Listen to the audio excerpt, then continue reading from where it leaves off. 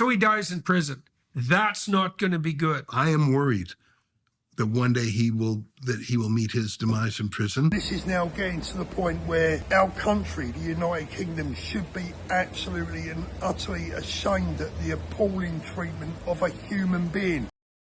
This is now an emergency situation regarding the UK's political prisoner Tommy Robinson. The psychiatric report on his solitary confinement at HMP Woodhill is in, and it's dire. I'll get to it in just a moment. The highly respected psychologist and author Jordan Peterson and the brilliant Ezra Levant of Rebel News are now both on Tommy death watch, so concerned about his treatment by the British state behind bars. I'll reveal their stark warnings too.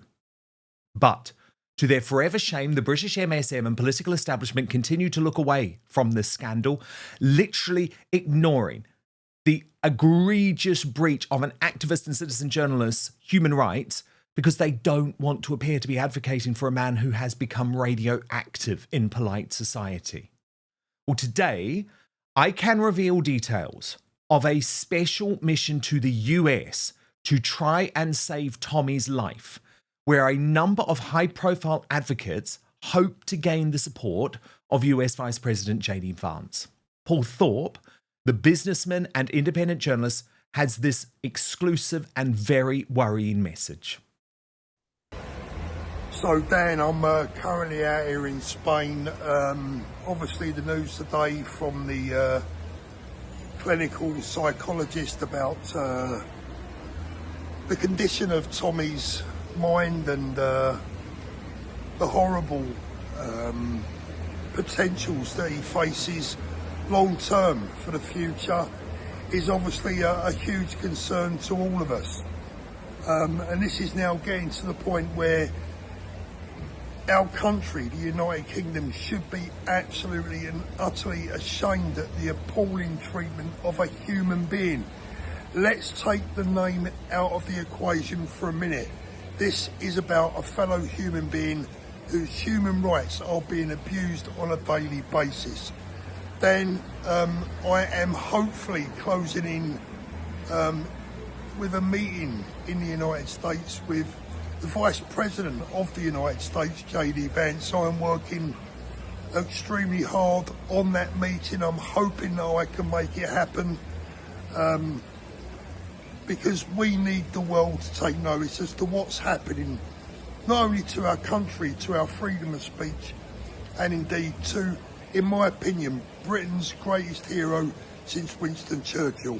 This is a travesty, and it's thanks to people like yourself that are keeping our country sane. Dan, God bless you, keep up the great work, and hopefully I'll see you soon.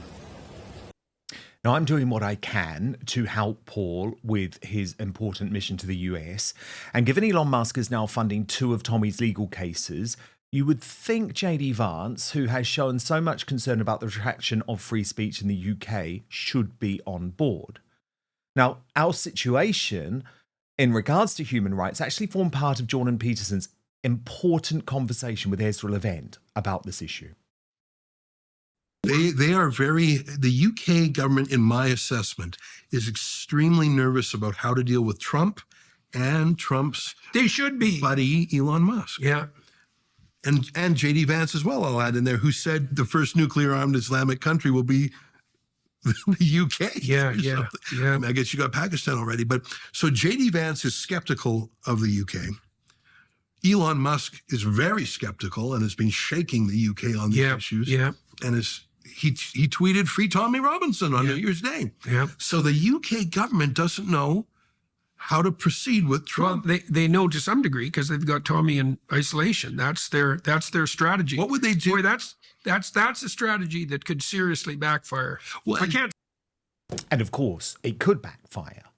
But the way that it could backfire almost doesn't bear thinking about. However, Ezra and Jordan believe we must, which is why they both then admitted they fear Tommy could or possibly will die behind bars.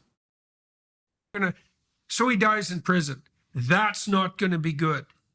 Or he comes out looking like the emaciated, broken down survivor of a concentration camp. You said a terrible, and I hope it's not prophetic. I am worried that one day he will meet his demise in prison, and I've talked to him about.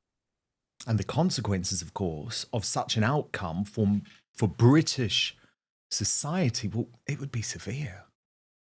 With him in Spain, and I said, we've got to do this because it's a morbid thing to talk about.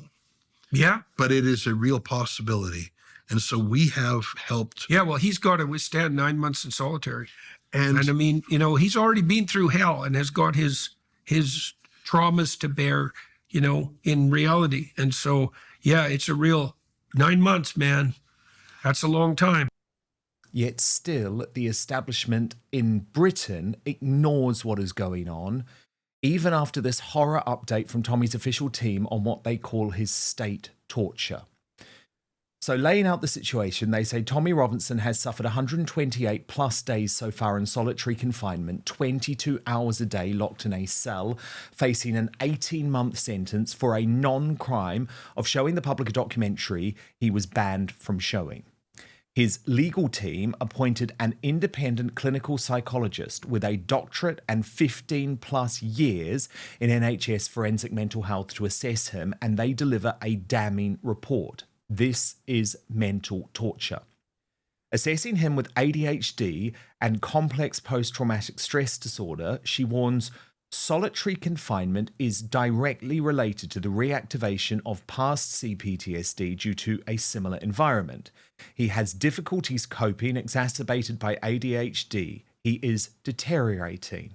And then these words from Tommy Robinson himself. I've lost my head. Dark dreams and cold sweats jolt me awake at 3 a.m. I can't sleep. I'm paranoid, helpless, and continually panic about my kids. His legal team has launched an emergency court challenge due to deterioration in mental health, highlighting multiple human rights violations. This isn't punishment, they say. It's a calculated breaking of a man who dared speak, proven by independent expert testimony. Now, some good people are realizing what's going on here. Peter Lloyd posted, this was Tommy Robinson after just 9 weeks in solitary confinement. Today, he'll be serving his 129th day in complete isolation at HMP Woodhill for a civil offence. This is psychological torture being used by the British state to destroy him, and this was the video he was referring to. How are you feeling right now? Right. You seem very emotional. Mm-hmm.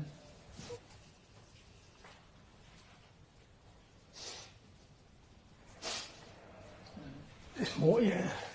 I'd say that my thing is because I know I'm going home to my kids and you just want to be normal. It seems that 9 weeks locked up on your own can have an effect on anyone.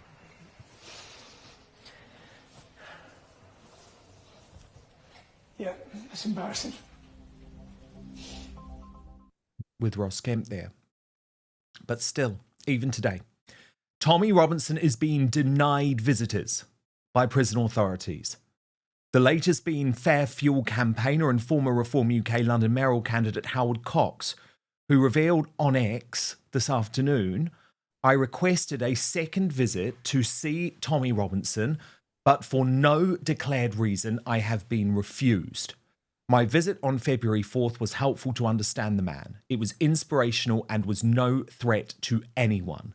This decision stinks of pure political interference. And Howard Cox joins me now on the Superstar panel alongside Reform UK supporter Nicholas Lissack. But first, do you know that sleeping less than 6 hours per night doubles the risk of early death? Poor sleep is also linked to obesity, heart disease, high blood pressure, diabetes, depression, and a weakened immune system. Now, personally, I've struggled with sleep for a while. I tried everything, actually, but found it really difficult to wind down and get to bed before 2 a.m., which I know is pretty late. But I'm not alone. Actually, the CDC reports over 35% of adults in the US sleep less than the recommended 7 hours.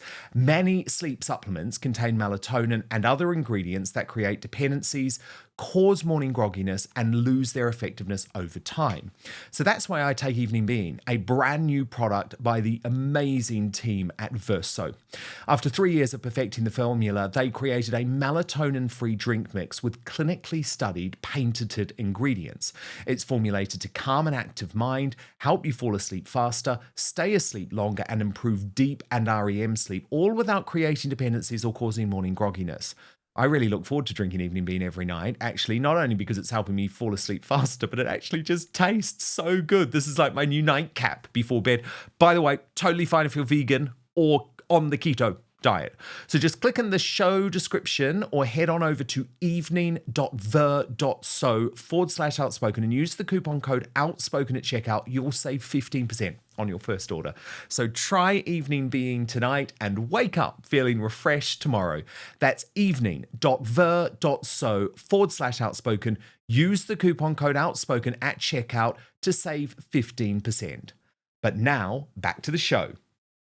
Howard Cox, great to have you, but do you share the fear that Ezra Levant of Rebel News and Jordan Peterson have articulated so beautifully, as they always do, that Tommy Robinson's life is now under serious threat?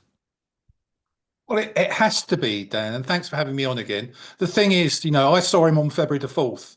I spent 2 hours with him, and in that 2 hours, as you know, I had to sign an NDA. I couldn't disclose what we discussed, but in that time, he showed incredible stoicism. He was brave, he was kind, he didn't knock anyone. He was absolutely, for me, inspirational. I didn't know him from Adam until that day. And as you know, I've left Reform Party because I stood up for him, and I was basically threatened with being expelled from Reform, the party that I believe in. But I'm afraid what we're seeing right across the whole political spectrum is a complete ignorance, and I think some sort of a cohesion of decision making whereby they're using him as an example. Now, I think it's being driven from number 10, of course, but I do believe his life is he was very emaciated when I saw him, and he's not eating properly. They took food away from him. He was only eating tuna, 1 tin of tuna a day, that sort of thing. But all I can say to you, the man is incredible, and we must do something about it. For a civil crime to be in solitary for so long is abhorrent beyond belief. And our politicians should look themselves in the mirror every day and say what we're doing to this man. It's absolutely terrifying, isn't it? Absolutely terrifying. Father Calvin Robinson has posted on this. This is cruel and unjust. Tommy Robinson has spent over 4 months in solitary confinement, isolated for 22 hours a day for contempt of court. A prison can only put someone in solitary for 42 days. To extend it beyond that, they must have approval from the Home Office. Prolonged solitary confinement is isolation lasting for more than 15 days, as various studies show that the effects of solitary confinement may be irreversible after this time period. The state is trying to break Tommy Robinson. The judge, the prison warden, and the Home Secretary Yvette Cooper are all culpable in this wickedness.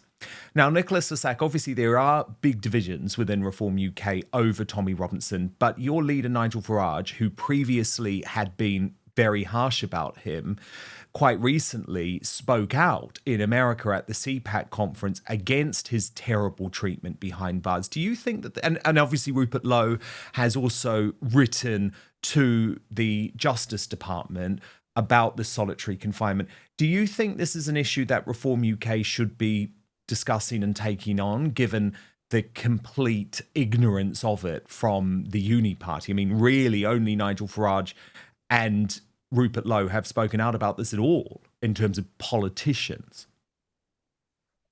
Well, politics aside, what's only happening to Tommy, from what his team has said, is little short of horrendous, quite frankly.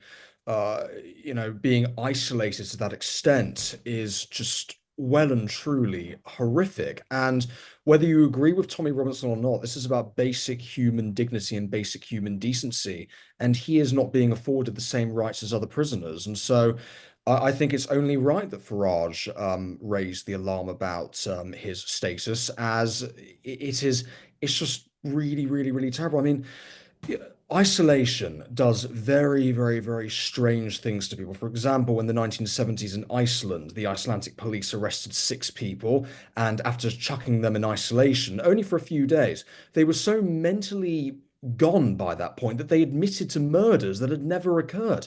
And so isolation is Wow. the cruelest form of punishment. It's just horrendous. But another thing that I think is being somewhat ignored here is if the Home Office is pretty apparent that considering how it's 42 days in isolation is the maximum. Um, what's happening to the other people arrested over the summer? Because Tommy Robinson has millions upon millions of eyes on him. He's world famous. Everybody knows who he is. But what about the little guys who were also arrested? How are they being treated? And Absolutely. that is something that should also receive equal amount of attention because, as we're well aware, Peter Lynch tragically took his own life at HMP Woodhill under very similar circumstances. Well, indeed, to- and the Peter Lynch case is absolutely disgusting. I mean, they call him a rioter there on that BBC article. He wasn't a rioter. I've watched the video. He was an anti-establishment protester. And you are right, of course, Nicholas, that the officials and the establishment say that he took his own life in prison. Well, I haven't seen any evidence of that. We know that Sly News's crime editor, Martin Brunt, very well-connected guy, had reported specifically that Muslim gangs were intending to target the so-called rioters behind bars. So I actually really need to know more about the Peter Lynch situation. But of course, the mainstream media have just moved on. Liam Tufts, really great guy, businessman, podcaster, but in this context, very close friends with Tommy Robinson, has posted on X, as a friend, I don't repeat what's spoken about during prison visits with Tommy Robinson and stick to the NDA terms that I willingly sign. I will never jeopardize my visits as they're important to his mental well-being, and my job is to keep him smiling, and by God, he needs that more than ever right now. He needs immediate change to his conditions. He is not in jail for murdering children. He's a civil prisoner and should be treated accordingly. He's entitled to weekend home leaves and the ability to work away from prison grounds. The system wants to break him and are doing a good job in doing so. Remember, he's only guilty of reporting the truth, which is something British journalists should all be guilty of. The government have proved their point, and it has now reached a point of disgrace. Free Tommy Robinson immediately. The world is watching. Now, of course, this is such a worrying thing, and I didn't sign an NDA before my visit, to be clear. I've been very open about the fact that I feel some responsibility about this situation, although I'm sure the authorities were planning it anyway. However, it was clearly in my mind in the public interest to report the fact that Tommy told me Axel Rudagabana was a practicing Muslim behind bars at Belmarsh prison. Remember, they were both in Belmarsh at a time after the Southport massacre. Tommy knew that I was going to be reporting on that. But the point is, his conditions are lunacy, Howard Cox. As I say, I signed no NDA, but when I arrived at the prison, I had to be taken to the special wing where Tommy Robinson is housed. Now, it is a wing that was set up for terrorists. It has 16 cells where terrorists, Islam extreme terrorists are meant to be housed. Those 16 cells are now all for Tommy Robinson. It's astonishing. I went through 14 doors to get to him, and I know for a fact there were about 600 prisoners in the Woodhall prison, but I didn't see one of them. But I was, sheep or shepherd towards Tommy's area, and we sat in a very nice area, nice comfortable chairs, talked to him. There were a couple of warders in the room with me and everything, make sure we weren't talking about things we shouldn't be talking about. My NDA, I don't understand why I had to sign an NDA, because all that happened is of that 2 hours I was with him, 120 minutes, Tommy probably spoke to me for about 110 of them, because he wanted to pour and talk and share what was going on in his life. And the most important thing for him was his family, especially his children. That's what he was talking about. And I learned so much about the man. There's not a bad bone in that man. He was just doing things right. And, he highlighted the child rape gangs in a big way. I didn't know anything about them until I started looking into Tommy Robinson. And I repeat, and I said it at a rally in Whitehall. I spoke out in front of tens of thousands of people, all of them supposedly allegedly right-wing thugs, so they weren't. They're all decent people. But I called on our wonderful hierarchy of politicians, leaders of Labour, the Tories, and all of the other parties to get together and go and see Tommy and put all their grievances behind them and discuss how they can work together when he comes out. Obviously, I want him out now, but the point is what they're doing just to hide him under the carpet. And I just don't understand why they're scared. Not one question has been asked in Parliament about him. And Lindsay Hoyle even stopped any talk about the Southport killing. And so, from my point of view, I went in there, signed the NDA, and I've got to respect it. It's like Liam, because I've been on Liam's podcast as well. And all I can say to you is that I respect you guys for keeping his name in the forefront of all of our minds, because that man, to me, is a hero. Thank you so much for watching Dan Wootton Outspoken. Please click on my face just to the bottom left to subscribe to this brand new independent news source and turn on the notification bell so you'll be alerted to our brand new live shows, uncancelled interviews, and special royal episodes. Outspoken is also now available as a podcast, so you can listen to the show every weekday on the go, wherever you are.